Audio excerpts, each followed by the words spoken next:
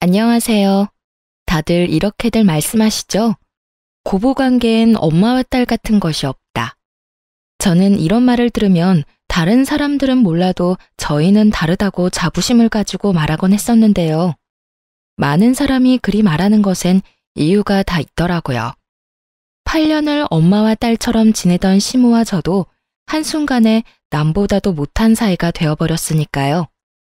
그렇게나 사이가 돈독하던 시모와 무슨 이유로 남보다 못한 사이가 되어버렸는지 저의 긴 사연 한번 들어보실래요? 남편과 저는 결혼한 지 8년 차가 되던 부부였어요. 슬아엔 7살 된 아들과 5살 된 딸이 있었고 부부 사이는 꽤 좋은 편이었어요. 지난 8년의 세월 동안 기억에 남는 부부싸움을 해본 적이 없었으니까요. 고작해야 의견이 맞지 않아 투덕거리는 정도? 그게 다였어요. 그것마저도 저녁에 맥주 한 잔을 하며 풀곤 했었고요. 이렇듯 남편은 뒤끝도 없고 다정한 사람이었고 무엇보다 아이들에게도 친구처럼 잘 놀아주고 잘 지내는 참 멋진 아빠이자 좋은 남편이었어요. 평화로운 가정만큼 시댁과도 사이가 참 좋았어요. 시댁이라고 해봤자 시부는 몇 년 전에 돌아가시고 시모와 시동생뿐이긴 하지만요. 모든 기혼 여성분은 아시다시피 시댁이라고 하면 시모와의 관계가 제일 골칫거리잖아요. 전 최소한 그런 골칫거리는 없었어요. 사연 처음에 말씀드렸다시피 시모와의 관계가 아주 각별했거든요. 시모와 전 서로의 생일날 만나 함께 시간을 보내며 쇼핑을 하기도 했고 좋은 곳으로 다니며 데이트를 하기도 했어요. 시부가 살아계실 땐 아이들을 시부와 남편에게 맡겨두고 둘만의 여행을 다니기도 했고요. 엄마, 정말 너무한 거 아니야? 남들이 보면 내가 아니라 이 사람이 엄마 자식인 줄 알겠다고. 어쩔 땐 엄마가 나보다 집사람을 더 아끼고 사랑하는 것 같아. 어쩔 때라니. 너만 모르는 것 같아서 해주는 말인데 어쩔 때가 아니라 늘 너보다 우리 며느리를 더 아끼고 사랑하고 있단다. 그러니까 내 예쁜 며느리 눈에서 눈물 뺄 생각은 하지도 마, 아들. 엄마도 참. 자꾸 이러면 나 섭섭해. 섭섭해도 어쩔 수 없어. 그러게 누가 이렇게 예쁘고 착한 여자를 데리고 오라고 했니? 네가 데리고 와놓고선 이제 와서 섭섭하다고 하들 어쩌겠어. 그냥 네가 그러려니 하고 살아. 이렇듯 때론 남편이 농담조로 섭섭함을 내비칠 정도로 시모와 저는 8년이란 시간 동안 특별한 관계를 쌓아오며 지내고 있었습니다. 그렇게 견고하던 시모와 제 사이는 노총각이었던 시동생이 결혼을 하며 한순간에 금이 가버리며 무너져 내리더군요. 노총각이었던 시동생을 구제해준 청금과 같은 새 며느리에게 더욱 신경 써주고 친절하게 대해주려는 시모의 행동이 이해가 되지 않는 것도 아니었어요. 저 역시도 새로운 식구가 반가웠고 그런 동서가 시댁에 잘 적응할 수 있도록 도와주고 싶었으니까요. 하지만 날이 갈수록 시모의 이중적인 잣대와 대놓고 펼치는 비교질에 섭섭함이 점점 쌓여만 갔어요. 그 섭섭함의 시작은 신혼여행에서 돌아온 서방님 부부가 선물을 풀어놓으면서부터였어요. 동서는 비싼 화장품을 풀세트로 사온 것도 모자라 옷, 가방 등 시모 선물만 한 보따리를 풀어놓는데 그걸 지켜보는 제 입이 다 떡 벌어지는 정도였어요. 어머 새아가 이게 다 뭐니? 어머님 선물이에요. 여기저기 다니는데 다 어머님께 어울릴 것 같아서 하나둘 사다 보니 이렇게 된 거 있죠? 어떠세요? 마음에 드세요? 당연히 마음에 들지. 고맙다 아가. 신혼여행 다녀왔다고 선물 사주는 사람은 너뿐이구나. 내가 네 덕에 이런 호사를 다 누려보는구나. 호사라뇨. 그저 선물일 뿐인걸요. 앞으로는 제가 더 잘해서 어머님 더 기쁘게 해드릴게요. 어머머, 말도 어쩌면 그렇게도 예쁘게 하니? 며느리가 들어온 게 아니라 그야말로 복덩이가 들어왔구나. 얼굴도 예뻐, 성격도 착해, 어른 공경할 줄도 알아. 거기에다 직장도 대기업에. 고맙다 고마워. 앞으로 나도 잘 부탁하마. 두 사람의 분위기는 그야말로 화기애애했고 중간중간 시모가 저를 겨냥한 말이 마음에 걸리긴 했지만 그간 저도 제 나름대로 잘했으니 그냥 인사치레로 하는 말인가 보다 하고 넘어갔어요. 그 뒤로도 대기업에 다니는 동서는 그 명성답게 회사에서 지급되는 포인트로 시모에게 물질 공세를 펼치며 시모의 마음에 아주 쏙 드는 짓만 하더군요. 처음엔 시모에게 잘하니 저 역시 흐뭇하고 좋던 마음이 점점 그렇지 못한 마음으로 변해가더군요. 동서가 시모에게 잘하는 것이 왜 못난 마음으로 변해갔는지 궁금해하시는 분들도 계실 텐데요. 그 이유는 동서 유세 때문이었어요. 동서는 꼭 시모에게 뭐 하나 해줄 때마다 제가 있는 자리에서 생색을 내곤 했는데 그때마다 이런 말을 꼭 하더라고요. 형님은 시집 온 지가 언젠데 이런 것도 안 사드리고 뭐 했대요? 어머님께 도통 신경을 안 쓰는 것 같아요. 형님, 어머님께 조금만 더 신경 써주세요. 시집 왔는지 반년도 안 된 동서가 저런 말을 하니 참 가짠더라고요. 제가 시집 온 지가 햇수로 8년이 넘어가는데 그간 제가 해드린 걸 금액으로 따진다면 어마어마하지 않을까요? 물론 처음 결혼할 당시엔 동서처럼 여유로운 상황이 아니었던 터라 동서처럼 선물 공세를 펼치지 못했던 건 사실이에요. 그땐 저와 남편이 자리를 잡는다고 바빴으니까요. 하지만 자리를 잡고 난 후엔 친정보다 시댁에 더욱 신경을 썼다고 자부하는 저인데 동서가 저딴 말을 하니 참 억울하더군요. 저요, 처음 시집 올 때 시모가 살던 작은 전셋집도 돈 생기자마자 큰 전셋집으로 옮겨드렸고요. 형편되는 대로 아예 새 집을 마련해 이사 걱정 없이 살게 해드리려고 돈도 모으고 있었어요. 그리고 동서가 그리 강조하는 선물들이요. 저도 사드리려고 했죠. 그런데 평소에 사드리려고 해도 한 샀고 싫다고 하는 바람에 필요한 거 사고도 남을 만큼 돈으로 주곤 했었어요. 그런데 동서가 저딴 말을 하니 제가 억울하지 않을까요? 뭐 동서는 아무것도 모르니 그렇다 치더라도 저에게 철마다 달마다 용돈 봉투를 받아 챙긴 시모마저 제 입장에 대해선 한마디도 하지 않고 오히려 맞장구를 치는 것도 참 어이가 없더라고요. 아유, 됐어. 말하면 입 아프다. 이때껏 이런 것 하나 챙겨본 적 없는 앤데 둘째 네가 그런 말 좀 한다고 하루아침에 제가 변하겠니? 너도 괜히 입 아프게 그런 말 하지 말고 첫째 너도 둘째가 이런 말 한다고 기분 나빠하지 말거라. 다 할만하니까 이런 말도 하는 게야. 저에게 도움은 도움대로 다 받고 대기업 다니는 동서 옆에 딱 붙어 대놓고 동서 말에만 맞장구 치는 꼴이라니.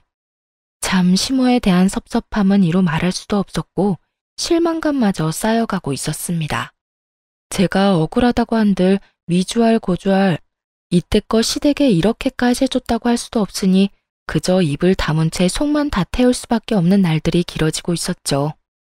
그렇게 제가 입을 다물고 있는 사이 시모와 동서의 사이는 점점 더 가까워졌고 저와 시모의 사이는 점점 더 멀어져만 갔어요. 그러던 와중 시모의 생일이 다가왔고 전 매년 그러하듯 운영하는 가게를 직원에게 맡기고 시댁에 갈 준비를 하고 있었어요. 동서가 들어오고 난 후 사이가 틀어지긴 했지만 그렇다고 해서 8년이라는 시간 동안 연례 행사처럼 해왔던 시모와 보내는 시간을 그냥 무시한 채 넘어갈 순 없겠더라고요. 거기에다 늘 그렇듯 시간을 함께 보내다 보면 틀어졌던 시모와의 관계가 조금은 괜찮아지진 않을까 하는 헛된 기대도 있긴 했고요. 아무래도 워낙 시모와의 사이가 각별했던 터라 그때까진 그런 시모라도 잘 지내던 그때로 돌아가고 싶은 마음이 컸던 것 같아요. 그렇게 기대를 안고서 전 늘 그렇듯 시모를 태우러 시댁으로 향했고 그곳엔 시모만 아니라 동서까지 저를 기다리고 있더군요. 동서가 웬일이야? 오늘 평일이잖아. 하루 연차냈어요. 다른 날도 아니고 시집 오고 처음 맞이하는 어머님 생신이잖아요. 그래서 특별히 연차 좀 썼어요. 들어보니 매년 어머님이랑 시간 보내셨다면서요? 그래서 올해부턴 저도 같이 시간 보내려고요. 괜찮으시죠? 당연히 괜찮지. 뭘 그런 걸 묻고 그래? 첫째야, 우리 둘째 너무 기특하지 않니? 내 생일이라고 그 바쁜 회사 하루 쉬기까지 하고 말이다. 내가 다른 건 몰라도 며느리 복은 제대로 받은 모양이구나. 이런 며느리가 또 어디 있겠어? 그렇지 않니? 그러게요.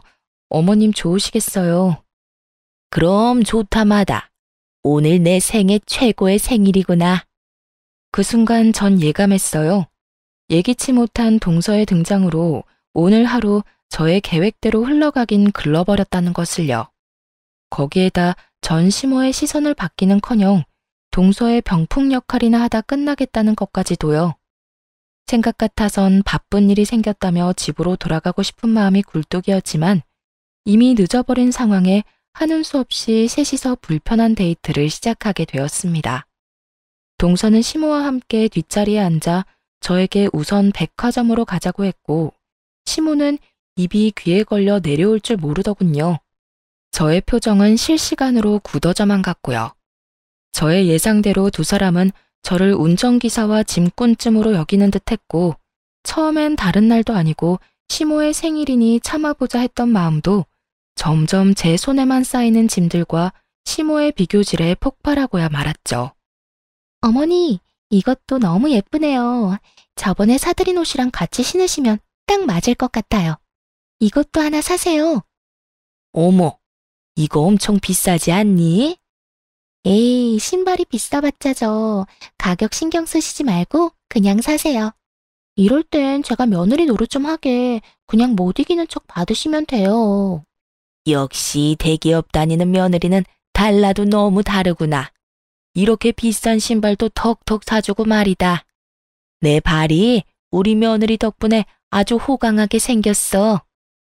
에이, 이깟 신발 하나에 호강은 무슨. 제가 앞으로 더 호강시켜 드릴게요. 내가 며느리 덕이란 걸 너 때문에 다 누려보고 역시 우리 둘째 며느리가 최고구나. 시모가 동서를 치켜 세우면 치켜 세울수록 제 손에 짐은 점점 늘어만 갔고 그럴수록 저의 짜증은 곱절로 늘어갔어요. 도저히 안 되겠다는 생각에 손에 있던 짐을 동서에게 넘겨주려고 했거든요. 그런데 동서는 갑자기 말도 안 되는 변명을 짓거리기 시작하더군요.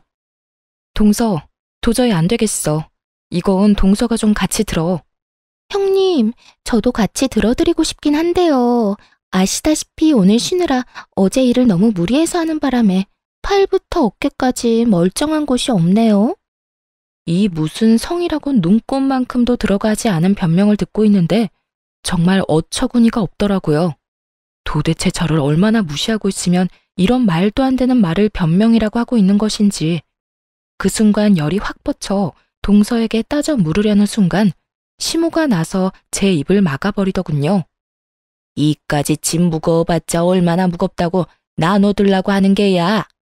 네 눈엔 우리 둘째 힘들어서 얼굴 다 상한 거 안 보이니?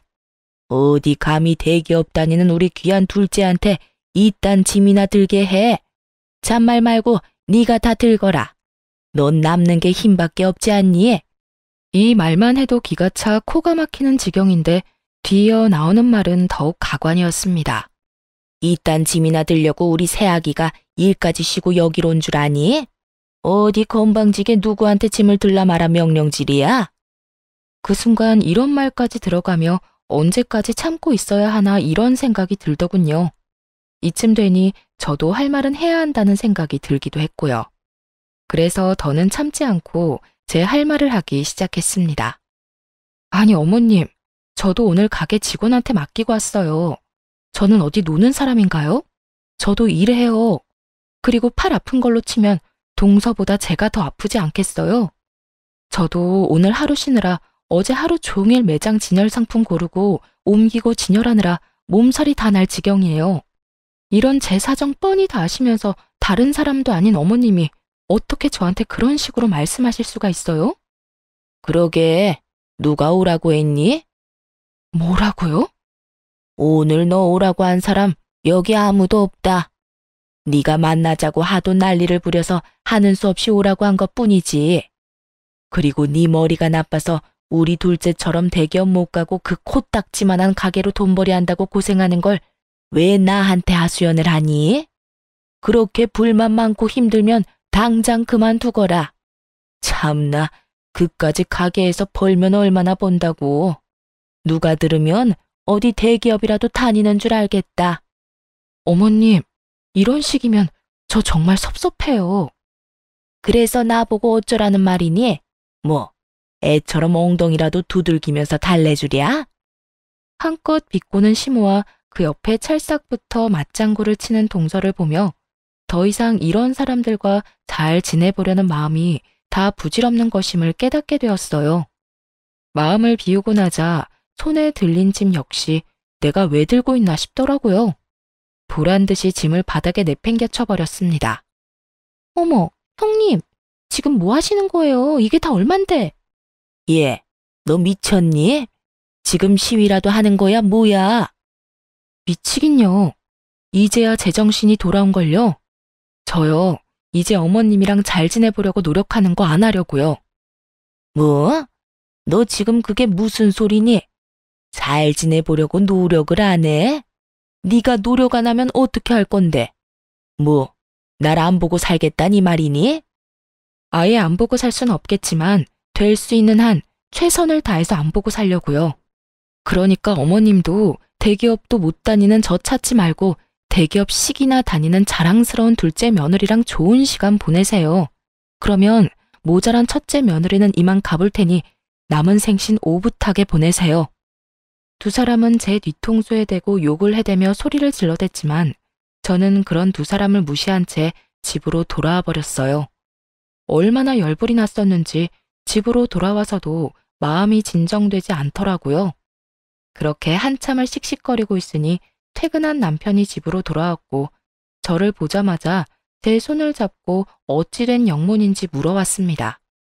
여보, 오면서 엄마랑 통화했어. 엄마한테 오늘 있었던 일 대충 듣긴 했는데 아무래도 당신한테도 이야기를 들어봐야 할 것 같아서 나한테 오늘 어떤 일이 있었는지 이야기해 줄 수 있어? 남편의 물음에 저는 지체하지 않고 있었던 일을 털어놓기 시작했어요. 입을 뗀 김에 그간 섭섭했던 점까지 다 털어놓게 되었죠. 그간 섭섭한 것이 많았던 터라 목이 쉴 때까지 하소연을 하게 되었고 제 하소연이 끝이 나자 남편이 심각한 얼굴로 이렇게 말을 하더군요.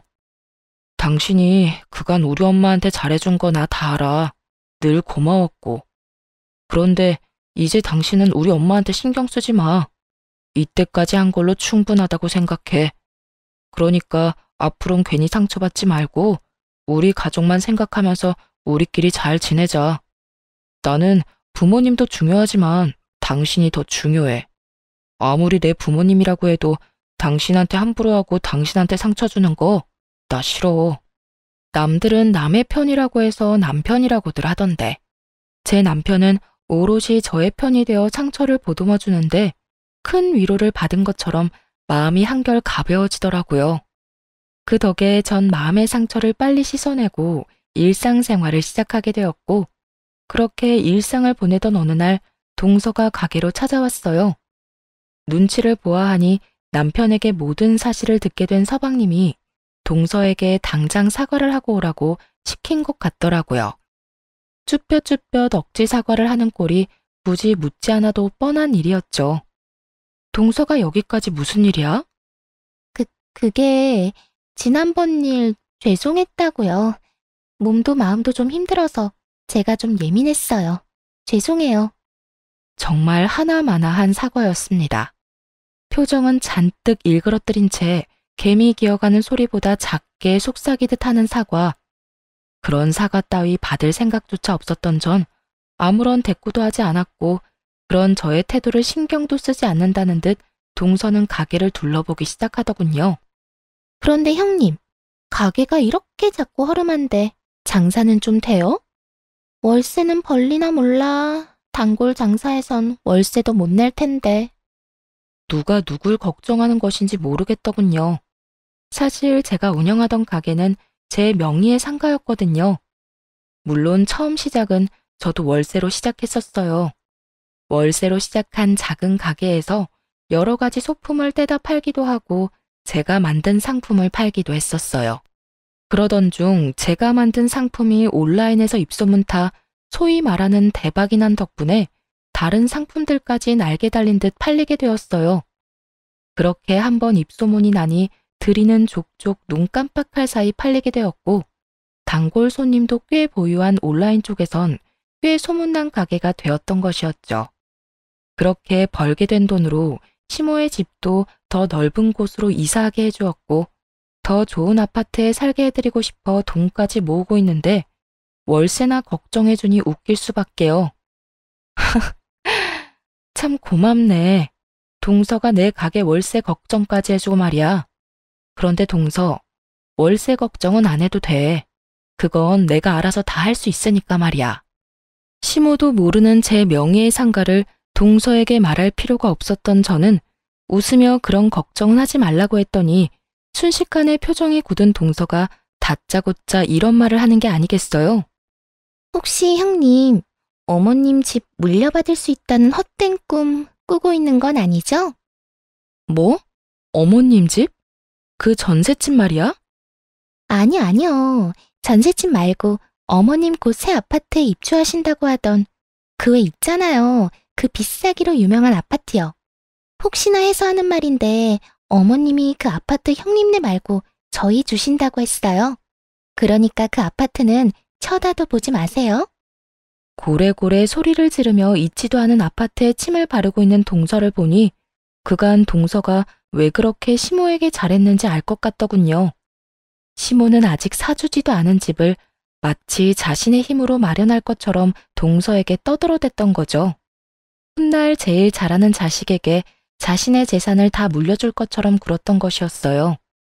물려줄 재산은커녕 노후 자금조차 쥐뿔도 없는 시모가 그런 말을 했다는 사실도 어이가 없었지만 그 개떡 같은 말을 철석같이 믿고 있는 동서도 참 한심하더라고요. 동서, 뭔가 절대 이루지 못할 허황한 꿈을 꾸고 있는 것 같은데 어머님 그런 돈 없어. 그러니까 괜한 기대 그만하고 그딴 꿈에서 얼른 깨. 그게 동서한테도 이로울 테니까. 제가 이렇게까지 말했는데도 동서는 전혀 제 말을 이해하지 못한 듯 싶더군요. 제 말에 오히려 저에게 삿대질까지 하며 막말을 퍼부어대기 시작하는데 미쳐도 제대로 미쳤구나 싶었습니다. 참나, 누가 그렇게 말하면 속아 넘어갈 줄 알아요? 형님, 그렇게 안 받는데 정말 대단하시네요. 재산 좀 받아보겠다고 거짓말까지 다 하시네? 형님이 아무리 그래도 어머님 재산은 다 우리 몫이니 형님이나 꿈 깨세요. 내가 투자한 돈하고 시간이 얼만데 양심도 없어. 아무것도 안 하고 재산이나 노리는 꼴이라니. 제대로 미쳐버린 동서의 언행은 난동에 가까웠고 저 역시 그런 동서에게 밀리지 않고 똑같이 맞서며 이렇게 말해주었어요. 다 동서 생각해서 해주는 말인데 이딴 식으로 나오면 곤란하지. 그리고 어디서 삿대질이야? 아무리 그래도 내가 손윗 사람인데 행동 똑바로 못해? 제 말에 동서는 비웃음을 날리며 제 어깨를 손가락으로 툭툭 치며 밀어내기 시작하더라고요. 아니, 사는 게 힘든 거 잘 알겠는데 아무리 그래도 남이 침 발라놓은 재산 노리고 그러면 안 되지. 그런 걸 보고 뭐라는 줄 알아요? 거지심보라고 해요. 아무것도 안 하고 돈이나 노리는 짓거리 말이에요. 무슨 말인지 알아들었으면 내가 받을 재산엔 눈길도 주지 마세요. 알겠어요? 있지도 않은 재산 타령을 하는 인간 말종과는 더는 대화 따위 나누고 싶지도 않더라고요. 이미 동서의 언행이 도를 지나치기도 했고요. 화가 난 저는 동서의 손을 거칠게 뿌리쳐버리곤 그대로 동서의 머리채를 잡아 가게 밖으로 밀어버렸어요.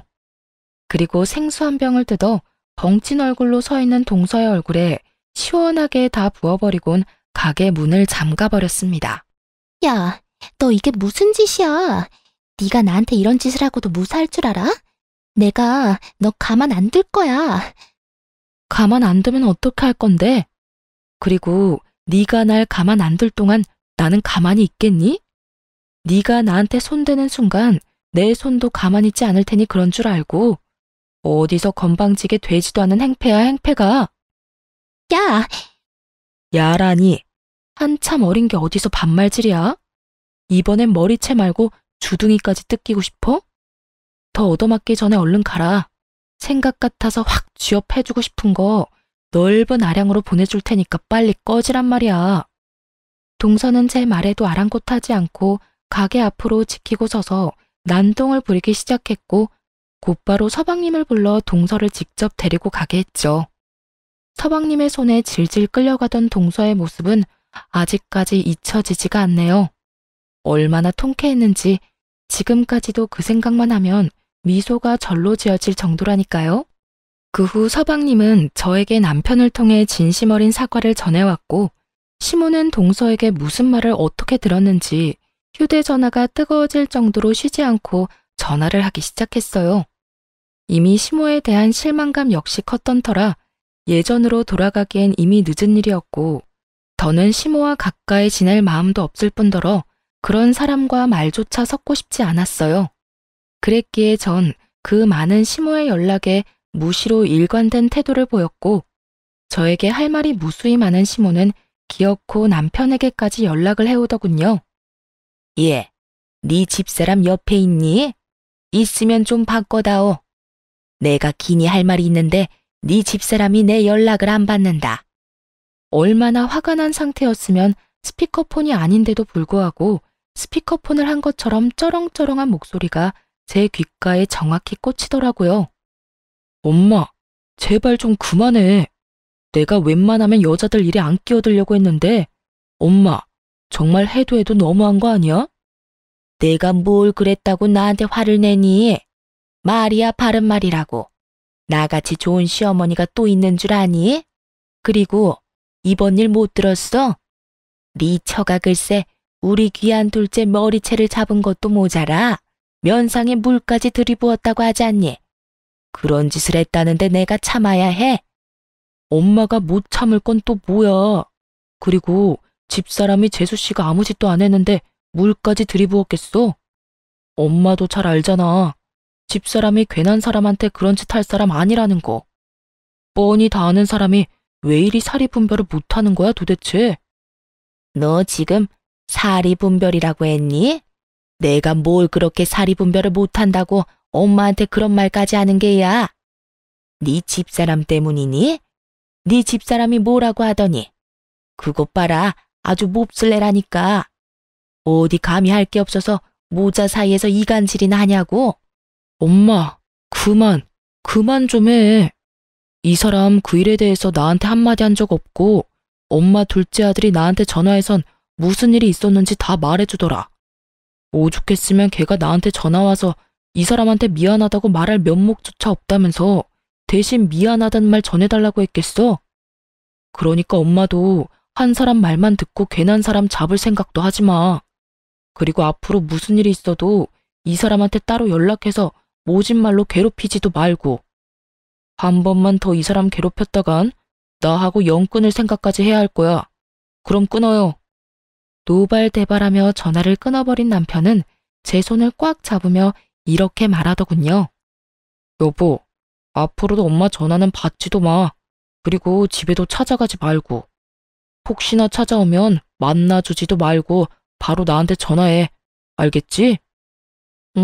알겠어. 알겠으니까 이제 화 좀 가라앉혀. 내가 다 미안해 정말. 어쩌다 당신이 이런 소리까지 듣게 됐는지. 정말 미안하다. 아니야, 괜찮아. 그래도 당신이라도 내 편 들어줘서 얼마나 든든한지 몰라. 내가 당신 남편인데 당신 편을 들어야지 누구 편을 들겠어?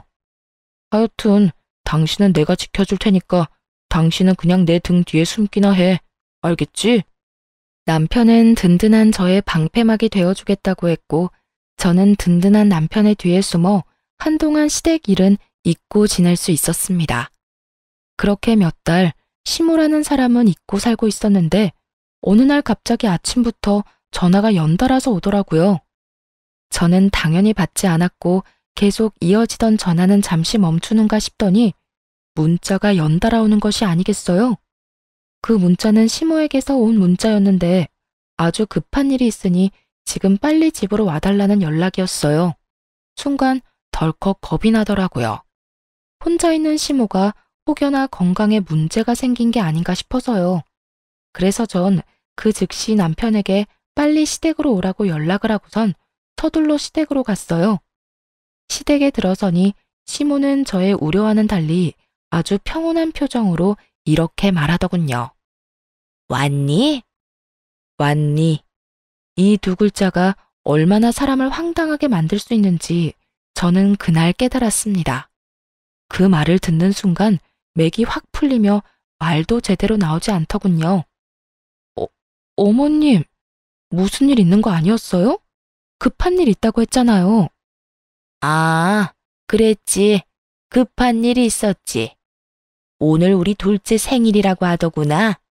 그래서 생일상을 좀 차려주고 싶은데 아무리 생각해도 나 혼자 하려니까 막막해서 말이야. 순간 제 귀가 잘못됐나 싶더라고요. 다른 것도 아닌 손아랫사람 생일상이나 차리라고 아침부터 이 난리를 부렸다니요. 저는 믿기지 않는 현실에 시모에게 되물었죠. 네? 뭐라고요? 그래서 저보고 지금 다른 사람도 아니고 동서 생일상이나 차리라고 오라고 했단 말이에요? 그래. 그러면 이 나이에 혼자 며느리 생일상 차리리? 그래도 둘째가 얼마나 생각이 깊은지 자기도 와서 같이 돕겠다고 아까 출발한다고 하더라. 아마 다 와갈 거니 얼른 서둘러 상 차리렴. 아무리 그래도 생일인데 손에 물 묻히게 하면 쓰니? 그러면서 저를 이끌고 주방에 밀어넣는데 상황이 너무 황당해서 그런지 사고가 멈춰버려 주방까지 들어가게 되었어요. 그렇게 한참을 멍하니 주방에 서 있는데 밖이 소란스러운 것이 동서가 온 것 같더라고요. 그때까지도 전 혼이 나가 있었고 동서가 제 뒤로 와 말을 걸어오고서야 정신이 번쩍 들었어요. 걔 누구야? 형님 아니세요? 여기 무슨 일이래요? 혹시 제 생일상 차려주러 온 거예요? 그땐 두 번 다신 안 볼 것처럼 제 머리채 휘어잡더니 역시 말은 그렇게 했어도 어머님께 잘 보이고 싶긴 한가 보네요. 이럴 거면서 아닌 척은 왜 그렇게 했대? 그렇지 않아도 상황이 어이가 없고 화가 나 미칠 것만 같은데 바로 옆에 붙어 서서 빈정거리는 동서의 꼴을 보고 있는데 화가 머리 끝까지 치솟는 기분이더군요. 동서, 지금 내 표정 안 보여? 나라고 동서 생일상이나 차리자고 아침 대바람부터 여기 온 줄 알아? 나도 어머님께 속아서 온 거니까 사람 속 그만 긁고 할 일이나 해. 그 잘난 머리채 또 잡히고 싶지 않으면 말이야. 살기 어린 저의 표정에 동서는 얄미운 입을 다물더니 시모가 불려놓은 미역을 씻기 시작하더군요. 그렇게 주방에서 물소리가 나자 시모는 확인하러 주방에 들어왔는데 글쎄 동서가 미역을 씻는 모습을 발견한 시모가 다짜고짜 제 머리채를 휘어잡더니 욕을 하기 시작하더군요. 내 인연, 내가 너한테 상차리라고 했지 둘째한테 상차리라고 했어? 내가 분명히 말했지. 다른 날도 아니고 둘째 생일인데 둘째 손에 물 묻히게 하면 되겠냐고. 내가 그렇게까지 말했는데 네가 날 무시해도 유분수지. 어떻게 둘째가 일을 하게 해? 우리 둘째가 너 같은 줄 알아? 너처럼 구멍가게 나는 사람이랑 대기업 다니는 우리 둘째랑 같은 줄 아냐고. 갑자기 잡힌 머리채도 화가 났지만 시모의 말이 더욱 화가 나더군요. 입을 가리고 키득거리며 웃고 있는 동서의 모습도 마찬가지였고요. 어머님, 이 손 놓으세요. 당장 이 손 놓지 않으면 저 가만히 있지 않을 거예요. 하다 이제 이 시어미한테 협박하는 게야? 내가 이 손 안 놓으면 어떻게 할 건데? 니까짓 게 어떻게 할 거냐고. 전 제 머리채를 잡고 있던 시모의 손을 있는 힘껏 떼어내며 그 팔을 확 꺾어버렸어요. 그때야 이 상황을 손 놓고 보던 동서가 나서 알려보려 저에게 달려들었지만 그 순간 잡고 있던 시모를 밀쳐버리고 저를 향하던 동서의 머리채를 다시 한번 잡아주었습니다. 그렇게 동서의 머리채를 다시 한번 잡게 된 저는 인정사정 없이 흔들다 동서 역시 있는 힘껏 시모를 향해 밀쳐버렸죠. 그렇게 집안에서 난리통이 벌어지는 사이 남편과 함께 서방님까지 시댁으로 헐레벌떡 뛰어들어오더군요. 두 사람을 발견한 시모와 동서는 나오지도 않는 눈물을 짜내며 하소연을 하기 시작하더군요. 아이고, 나 죽네, 나 죽어. 동네 사람들, 며느리가 시어미 팔을 꺾지를 않나 있는 힘껏 패대기를 치질 않나. 내가 살다 별꼴을 다 당하네. 여보, 형님이 글쎄 어머님을 막 때리고 밀치길래 내가 말렸더니 내 머리채를 확 잡아서 나까지 있는 힘껏 밀어버리는 거 있지? 나 너무 무서웠어. 눈물 없이 들을 수 없는 두 사람의 하소연에 서방님은 아무런 말도 꺼내지 않고 가만히 서 있었고 남편은 저에게 다가와 제 손에 뜯긴 머리카락을 털어주었죠. 괜찮아? 난 괜찮아. 그래, 괜찮으면 됐어. 무슨 일이야? 무슨 일이 있었길래 당신 손에 머리카락이 있는 거야? 남편의 물음에 전 하나도 더하지도 빼지도 않고 있었던 일을 설명했고 제 말을 다 들은 남편은 이때껏 본 적 없는 무서운 얼굴로 화를 내기 시작했어요. 엄마, 진짜 내가 적당히 좀 하라고 했지? 내가 제발 이 사람 괴롭히지 말라고 했잖아. 그런데 뭐? 급한 일이 있다고 아침부터 사람 불러놓고 저 여자 생일상이나 차리라고 했다고? 저 여자? 넌 네 동생 와이프한테 저 여자가 뭐니? 내 마누라 괴롭히는 여자한테 내가 재수씨라고 호칭까지 붙여서 불러줘야 해? 엄마가 엄마 아들을 잘 몰라서 그런가 본데 나 그렇게 너그러운 사람 아니야. 그리고 엄마한테 엄마라고 부르는 것도 오늘이 마지막이야. 뭐라고? 너 지금 연이라도 끊자는 이 말이니? 연 끊어 엄마. 난 할 만큼 했고 집사람도 엄마한테 할 만큼 했어. 뭘 얼마나 할 만큼 했다고? 제가 나한테 뭘 해줬다고 이 난리인 거야? 엄마, 내가 진짜 이런 말까지 하지 않으려고 했는데 엄마가 사는 이 집도 저 사람이 힘들게 번 돈으로 마련해 준 거고 엄마가 곧 이사 갈 예정이었던 집도 저 사람이 다 아끼고 모아서 이사시켜 드릴 예정이었다고. 그런데 뭐? 뭘 얼마만큼 해줘? 저 여자가 엄마한테 가방 사주고 비싼 물건들 턱턱 사준 거 다 아는데 그까짓 거 얼마나 한다고 우리 집사람한테 그 서러움을 줘? 그게 사실이니?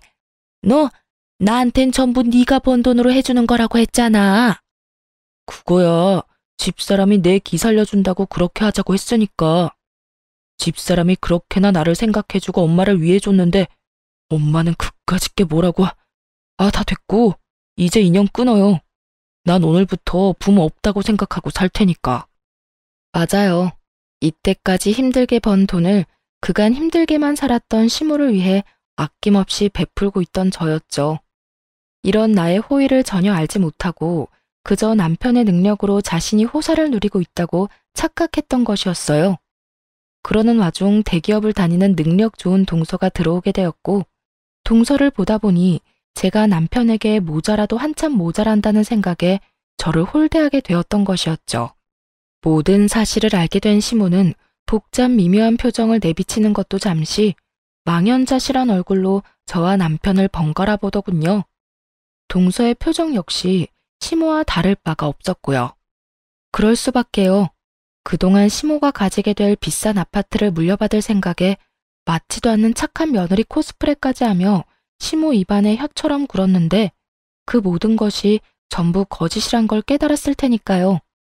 마지막 선언을 한 남편은 저를 보며 마지막으로 하고 싶은 말이 있으면 하라고 하더군요. 그래서 전 정말 마지막이라는 생각으로 모든 걸 정리하기로 했습니다. 어머님, 지금 사는 이 집도 전세금 제가 해드린 거예요. 당연히 계약자도 제 이름으로 되어 있고요. 그래서 이 집이라도 내놓으란 이 말이니? 네, 한 달 드릴 테니 그 안에 집 비워주세요. 저도 이렇게까지 할 생각은 아니었는데 어머님께서 제 머리채까지 잡으신 마당에 제가 제 돈 들여 어머님 사는 집까지 마련해주는 건 아니다 싶네요. 거기에다 이제 제 남편까지 연을 끊는다고 하니 더욱 제가 어머님께 호의를 베풀 이유도 없고요. 그러니까 한 달 내에 꼭 이 집에서 나가주세요. 아가, 그러지 말고 다시 한 번만 생각해 주렴. 이 엄동설 안에 이 집에서 나가면 어딜 가란 말이냐? 그러지 말고 내가 다 잘못했으니 이 집에서만 살게 해다오. 어딜 갈지 왜 그걸 걱정하세요? 동서 있잖아요. 대기업 다니는 동서. 어머님 입만 열면 이렇게 말했잖아요. 우리 둘째만한 며느리가 또 없다. 우리 둘째 며느리가 최고다. 그 최고의 며느리 집 가서 오손도손 행복하게 사세요. 제 말에 시모는 제 바지가랑이를 붙잡고 울고 불고 빌었지만 그런 시모의 손길을 뿌리치고 남편과 함께 집으로 돌아와 버렸습니다. 얼마 후 시모와 동서가 가게로 찾아와 무릎까지 꿇고 저에게 빌더라고요. 형님, 제발 한 번만 용서해 주세요. 제가 아무것도 모르고 형님께 너무 버릇없이 군 거 이렇게 빌게요. 그러니까 제발 한 번 더 아량을 베풀어 주시면 안 될까요? 그래, 첫째야. 내가 다 잘못했다. 사람 욕심이 뭔지 내가 너같이 착한 애한테 그래선 안 되는 거였는데 정말 미안하구나. 내가 이렇게 용서를 구할 테니 부디 한 번만 용서해다오. 우리 예전이 참 좋지 않았니? 그동안 좋았던 시절을 봐서라도 딱 한 번만 용서해다오. 집도 절도 없이 길거리에 나앉게 된 시모와 그런 시모를 꼼짝없이 떠맡게 된 동서. 환상의 하모니를 듣고 있자니 정말 속이 뻔히 보여 웃음이 다 나더군요. 미안하다는 말이 정말 와닿지도 않고요.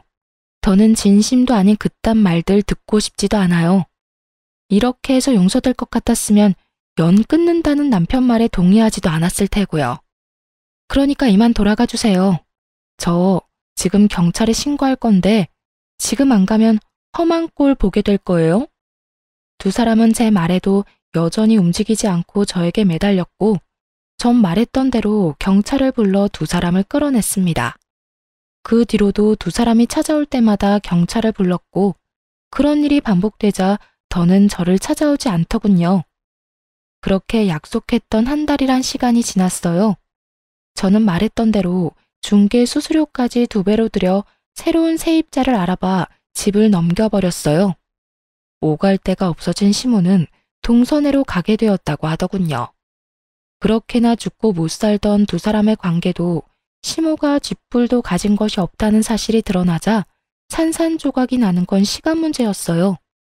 동서는 착한 며느리의 가면을 벗어던지고 시모를 구박하기 시작했고 결국 그 모진 냉대들을 견디던 시모는 동서가 준 500만 원을 받고 쫓겨나다시피 나오게 되었다고 하더군요.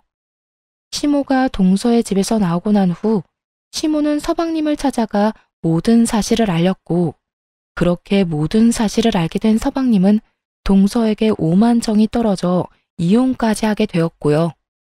그래도 동서는 서방님에 대한 사랑만큼은 진심이었는지 서방님께 끝까지 매달렸지만 서방님의 결심은 확고했고 그랬기에 이혼은 피할 수가 없었죠. 이혼까지 한 서방님은 시모에게 정이 떨어진 것도 매한가지인지 시모와도 거리를 두고 있다는 이야기도 들려오더군요.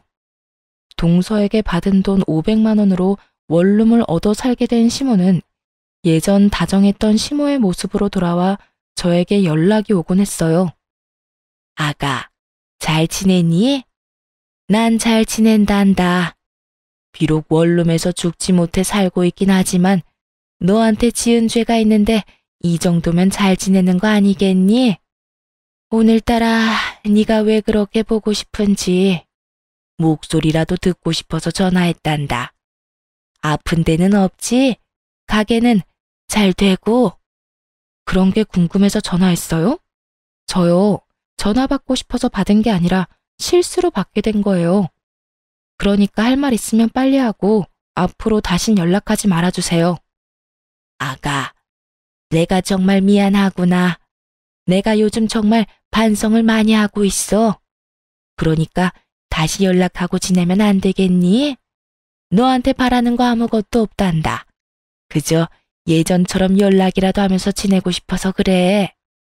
저는 어머님이랑 더는 가깝게 지내면서 연락까지 하고 지낼 마음 추호도 없어요. 그러니까 다신 연락하지 말아주세요. 시모는 할 말이 더 있어 보였지만 가차없이 전화를 끊어버렸어요. 이제 와서 이렇게 다정하게 말한다 한들 뭐 하겠어요. 이미 시모가 어떤 사람인지 다 알아버렸는데요. 실수로 전화를 받은 뒤론 시모의 전화는 계속되었고 어떻게 해야 하나 곤란하던 차에 남편이 어떻게 알았는지 번호까지 바꿔 새 휴대전화를 사준 덕분에 더는 연락하는 일은 없었어요. 남편 역시 단단히 마음먹었는지 시모와의 모든 연락을 끊어버렸고 저는 전세금을 회수한 돈과 집을 해드리기 위해 모았던 돈 일부를 투자해 더 큰 곳으로 가게를 옮겨버렸어요. 더는 누구도 찾아올 일이 없도록 말이죠. 그렇게 몇 년의 시간이 지났네요. 요즘은 직원들도 더 많이 생겼고 그만큼 아이들과 더 많은 시간을 보내고 있어요. 남편 역시 회사 일도 하는 와중에 가게 일을 도와주면서 아이들과 여전히 친구처럼 지내고 있고요. 이때껏 그래왔듯이 앞으로도 남편과 전 아이들을 위해 그리고 저희를 위해 좀 더 나은 어른으로 살아가려고 노력하고 있어요. 시모와의 일을 겪으며 다른 어느 것보다 내가 더 나은 사람이 되어야겠다는 생각을 참 많이 하게 되었거든요. 가끔 그런 생각을 해요. 시모가 조금만 나은 사람이었다면 자신 앞에 놓인 꽃길을 그렇게 제 발로 차버리진 않았을 텐데 하는 생각 말이에요. 그 정도로 전 시모에게 잘할 자신도 있었고 실제로도 그렇게 하려고 노력도 했었고요. 하지만 시모는 저의 그런 호의를 받을 만큼의 인간이 되지 못했고 그런 시모와는 달리 현명한 남편 덕분에 저는 지금 시모와의 연을 끊고 행복하게 살고 있으니 그걸로 다 잘된 일인 것이겠죠? 그렇게 믿고 앞으로 더 행복하게 살아보려고요. 이로써 저의 사연은 끝이 났네요. 저의 긴 사연 들어주셔서 감사합니다. 다들 행복하세요.